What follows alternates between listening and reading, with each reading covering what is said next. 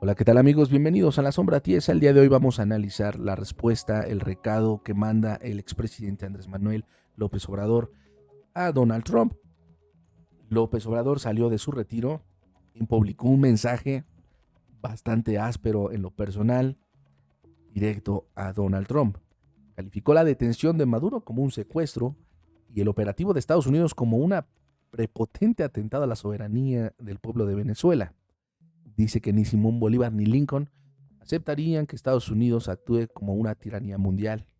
Le mandó un recado directo a Trump que no caiga en autocomplacencias, que mande al carajo a los halcones, que use el juicio práctico, que la política no es imposición. Terminó su recado citando a Juárez, obviamente el respeto al derecho ajeno es la paz, y se declaró mexicano y latinoamericano.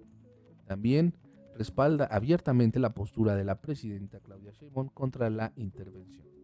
En resúmenes prácticos, AMLO coloca la captura de Maduro en el marco del imperialismo, la soberanía y la memoria histórica, no en el terreno de los crímenes del propio Maduro. Vámonos al trasfondo de la lectura sobre esta carta que manda y vamos a analizarla. Primero, evidentemente, la doctrina mexicana de la no intervención. AMLO se monta en la tradición política exterior mexicana de Juárez, de Estrada y de Cárdenas.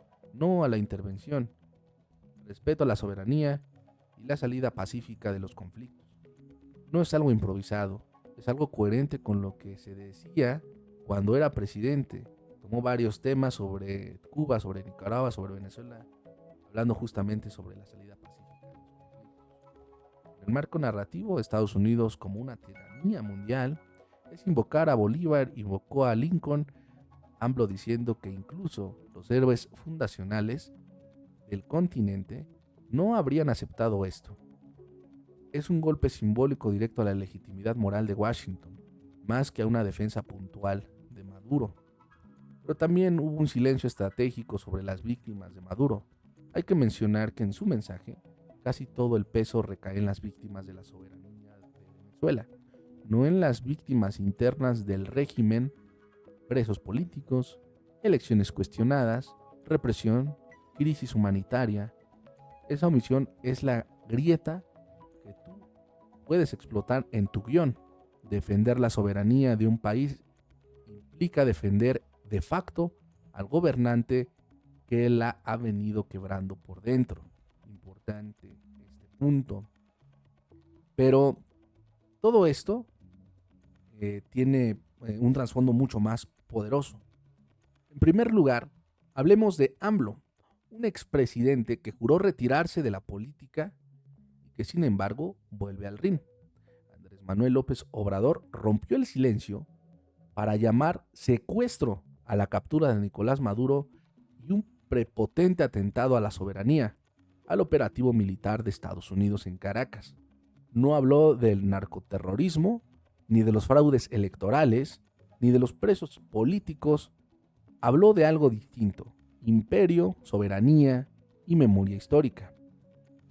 En su mensaje, a Donald Trump le dice, casi como un maestro le dice a un alumno: no te dejes seducir por la victoria fácil. La política no es imposición. La victoria de hoy puede ser la derrota de mañana. Ahí está la clave para AMLO. El verdadero peligro no solo es lo que le pasó a Maduro hizo y lo que se hizo dentro de Venezuela, sino lo que Estados Unidos se está pretendiendo hacer fuera de sus propias fronteras otra vez.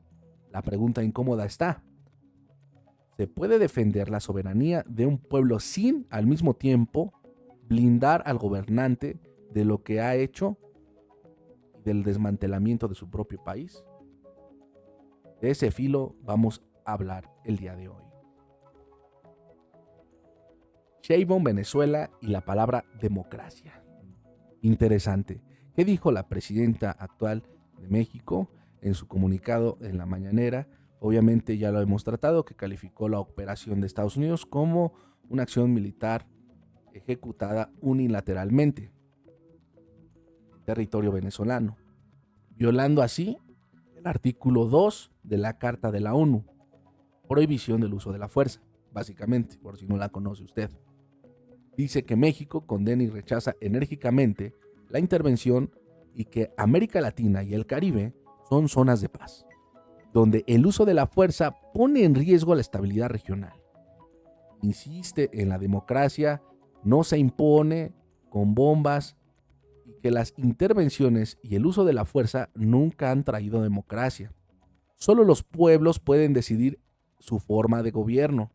La ONU debe de intervenir para desescalar y facilitar el diálogo y ofrece a México como un posible mediador.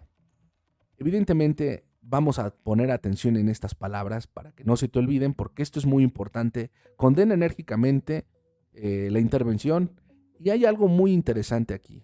El uso de la fuerza nunca ha traído democracia. Habla de democracia, de libertad. Habla de un país que no gozaba de eso. En primer lugar, está hablando de México. Está hablando de nuestro propio país. Está hablando de nuestra democracia, de nuestra libertad y nuestra soberanía. Porque es algo que Venezuela no tenía. Entonces el mensaje directamente es, sí, un poco hacia Venezuela, pero más en lo personal. ¿Por qué? Es lo que justamente analizamos en una respuesta bastante sencilla, y era políticamente predecible. Vámonos a los indicadores internacionales. ¿Realmente Venezuela era una democracia? Indicadores internacionales. El Freedom House calificó a Venezuela como no libre, como instituciones deterioradas y que sufría de persecución a opositores y cierre de canales democráticos. Nos recuerda, el índice de la democracia del 2024 del Economist le da la calificación de 2.25 en una escala de 10, en la categoría de régimen autoritario, la más baja de Sudamérica. Elecciones y legitimidad. Las elecciones del 2018 y del 2024, bajo el mandato de Maduro, fueron implacablemente calificadas como fraudulentas y carentes de legitimidad por gobiernos y observadores internacionales. La propia Unión Europea y varios países ya sostenían que Maduro no tenía credenciales democráticas, incluso antes del operativo de Estados Unidos. Derechos humanos y represión. Las organizaciones como Human Rights Watch y Amnistía, la misión de los derechos humanos, así como la ONU, documentaban desde hace muchos años detenciones arbitrarias contra opositores de Maduro o de su partido, tortura, represión violenta en protestas y censura sistemática a la prensa y vigilancia masiva. Otra vez aquí nos recuerda. Es decir, en los papeles Venezuela tenía elecciones en la práctica y el sistema estaba fuertemente degradado hacia el autoritarismo competitivo. Estados Unidos liberó a Venezuela, los liberó de un dictador o cruzó la línea roja. Vamos a analizar también esto. Hay dos planos que tienes que separar y tiene que quedar muy claro. El primer plano, el plano interno en Venezuela. Muchos gobiernos, analistas y ONGs, ya hablaban de una dictadura y un régimen autoritario bajo el mandato de Maduro. A nadie le extraña, todo el mundo lo sabíamos. Para que una parte importante de un exilio y la oposición, su caída es vista como una oportunidad de transición democrática, algo que también ha sido un insulto para la Unión Europea y otros actores tras el operativo. El plano internacional legal. En el operativo fue muy importante porque fue una intervención militar unilateral, evidentemente, con decenas de muertos. Una extradición de un jefe de Estado que fue llevado a Nueva York y anunció Washington que controlará la transición venezolana. Diversos juristas y de centros de estudio en Estados Unidos señalan que hay dudas serias sobre la constitucionalidad y la legitimidad internacional de este ataque, aun cuando celebren la caída de Maduro. Exactamente. Entonces, lo incómodo de esto es, sí, por la mayoría de las métricas independientes, Maduro no era un presidente democrático en el sentido fuerte del término. Al mismo tiempo, eso no lo convierte automáticamente en una operación militar extranjera, en un acto limpio de liberación abre el precedente de que una potencia entra y captura y lleva a un gobernante a su propio sistema judicial. En ese es el filo de estos dos puntos, de estos dos bloques, donde un dictador cae por vías, también puede ser abusivo. ¿Qué celebrarías y qué te preocuparía más? Celebrar obviamente la caída de Maduro para muchos es impresionante porque cayó un dictador, un narcopresidente, entre muchos otros cargos que se le acusan. Literalmente en Venezuela, el gobierno propio de Venezuela, el que estaba de Maduro, citó a la gente a defender a Maduro y salir a las calles. No salió nadie. Salieron 80 personas que seguramente estaban en la nómina, pero los festejos fueron masivos y eso sí fue el pueblo. El verdadero pueblo del que habla, de lo que hablan los derechistas. Y el pueblo no quería a Maduro, evidentemente. Pero, ¿hasta qué punto iban a hacer algo los derechistas? Porque solamente dan opiniones, pero nunca hacen absolutamente nada. Lo importante de todo esto es que hemos entendido justamente que no fue quizás la forma más ortodoxa de actuar por parte de Estados Unidos, porque no debe de ser así. Desde un punto de vista personal, se violaron derechos, sí. Fue una intervención militar ilegal también. Pero deben de entender mucha gente que Estados Unidos, y lo marcó Donald Trump, importante, fue por un criminal, no fue por el presidente, no fue por el... Ir por el presidente entonces sí es ir contra el pueblo de Venezuela. Fue por un criminal que afectaba la seguridad y la salud pública de Estados Unidos. Muy claro el presidente Donald Trump al decir que habían detenido a un criminal, a un narcoterrorista, y lo dejó muy claro. No dijo, detuvimos al presidente de Venezuela. No, detuvimos a un criminal que le hacía mucho daño a Estados Unidos. Detuvimos a un criminal que tenía vínculos con cárteles, metían droga a Estados Unidos y que violaba la seguridad internacional y obviamente nacional de Estados Unidos. Entonces es importante mencionar eso, que aunque la derecha diga que fueron por un presidente, la realidad es que fueron por un criminal y la realidad es muy cruda. ¿No fueron las formas? No lo fueron, pero Estados Unidos, ya en varias ocasiones habíamos visto videos donde Maduro provocaba a Estados Unidos a ingresar a Venezuela por él, ya siendo muy ridículo, esa es la palabra, para intentar enfrentar a una fuerza extranjera que obviamente los iba a hacer polvo. Pero desde ahí viene la provocación, desde que un criminal, protegiéndose con la seguridad del Estado, con los militares de Venezuela, con la propia Venezuela, ocultándose ahí. Y Estados Unidos simple y sencillamente dijo, no lo vamos a permitir. No porque uses al pueblo para defenderte, no vamos a ir por ti. Y eso quedó muy claro. Mucha gente habla de que Venezuela en un régimen autoritario, sí, evidentemente. Las elecciones fueron amañadas. Hay muchos presos políticos muertos, obviamente, de la dictadura de Maduro.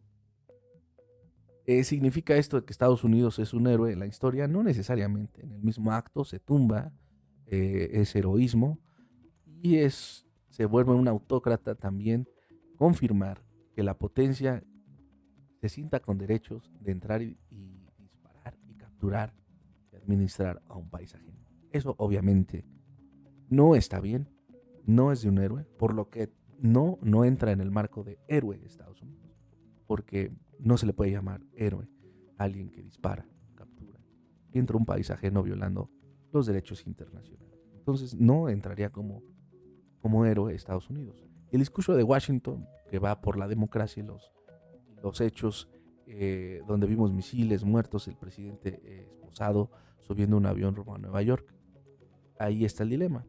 Fue la caída del dictador cuando mucha gente vio a Maduro estar siendo bajado de un avión. Le dio mucho alivio, mucha felicidad porque vieron a un dictador caer. Así de fácil. Y el pueblo, pues no lo vamos a engañar, ¿no? Mucha gente está muy feliz porque Maduro cayó. Pero mucha gente, me considero uno, estamos preocupados por la transición que va a haber en Colombia, porque no necesariamente uno tiene que ser venezolano o nacer en Venezuela para entender la magnitud de los eventos. Es preocupante porque al igual que Venezuela, Colombia, Ecuador, Perú, México, Argentina, en todos los países latinoamericanos, pues estamos en la misma línea de, obviamente, no podernos defender de una potencia militar como Estados Unidos ni económicamente. Entonces entramos en el miedo en general, perdón, donde todos los países con mucho menos fuerza militar estemos a expensas de que suceda un evento de esta naturaleza. Evidentemente, no es la primera vez que Estados Unidos ingresa a un país y extrae a su gobernante, o en este caso a un dictador, a un mandatario. Ya lo ha hecho en diferentes ocasiones en diferentes países en Latinoamérica. El problema es que no está bien en lo general, pero Estados Unidos simple y sencillamente fue por un criminal que les está haciendo mucho daño. Aquí la respuesta de lo que hablábamos ayer justamente es si Estados Unidos haría eso en México. No creo que lo haga en México, porque creo que México puede resolver las cosas de otra forma. Creo que México se ha sabido llevar con el actual presidente de Estados Unidos.